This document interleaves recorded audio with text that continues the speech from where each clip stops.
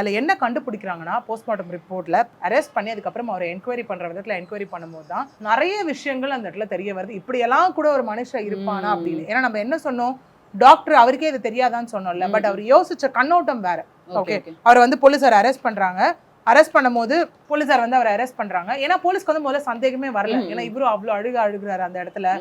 இன்னொன்னு, ஒரு முதல்ல தன்னுடைய பொண்ணினுடைய மரணத்துல சந்தேகம் இருக்குன்னா அவங்க வந்து ஃபர்ஸ்ட் பேரண்ட்ஸ் தான் போய் சொல்லணும். இல்லைங்க என் மாப்பிள்ளை மேல எனக்கு சந்தேகம் இருக்குங்க அப்படிங்கிற மாதிரி ஒரு விஷயம் சொல்லுவாங்க. அதுவும் இந்த இடத்துல நடக்கல. ஓகே, ரத்தன்யா கேஸ்ல அது நடந்தது இல்லையா, அதுவும் வந்து இங்க நடக்கவே இல்லை இந்த இடத்துல. ஸோ என்ன ஆகுது அப்படின்னா, அவர் அரெஸ்ட் பண்றாங்க. அரெஸ்ட் பண்ணதுக்கு அப்புறம் அவரை என்கொயரிக்கு உள்ளாக்குறாங்க மகேந்திரனை. அவர் என்கொயரிக்கு உள்ளாக்கும் போது அவர் என்ன சொல்றாரு அப்படின்னா, ஒன்றுனா சொல்ல ஆரம்பிக்கிறார். ஓகே, சொல்ல ஆரம்பிக்கும் போது முதல்ல வந்து அந்த ஃபாரன்சிக் ரிப்போர்ட்டு இது எல்லாமே வந்து போலீஸார் வாங்கி வச்சு அதில் வந்து ஒரு விஷயம் உறுதிப்படுத்துறாங்க. அதுக்கப்புறம் இவர்கிட்ட வர என்கொயரியும் அதை மேலும் உறுதிப்படுத்துற மாதிரி இருக்கு இந்த இடத்துல. ஓகே, என்னன்னா 5 மாசம் கழிச்சு தான் வந்து இந்த விஷயத்த பண்றாங்க. பண்ணும்போது அதில் என்ன கண்டுபிடிக்கிறாங்கன்னா, போஸ்ட்மார்ட்டம் ரிப்போர்ட்ல presence of anaesthetic substances in organ அப்படிங்கிற ஒரு விஷயத்த கண்டுபிடிக்கிறாங்க.